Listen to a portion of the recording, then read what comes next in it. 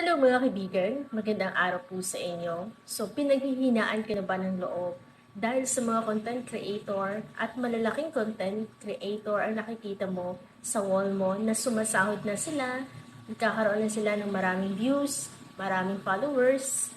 Ang gawin po natin mga kaibigan ay pag-aralan natin ang mga proseso kung paano pa natin mapaganda ang ating mga content at mas lalo pa nating ayos ang mga original content natin na ina-upload natin dito kay Meta. So, gawin natin na inspirasyon ang mga big content creator na balang araw ay magiging kagaya din natin sila.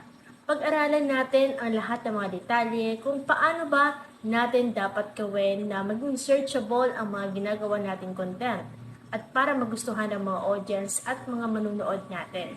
So, wag ho tayong maiinggit sa mga big content creator na lumalaki na yung kanilang channel.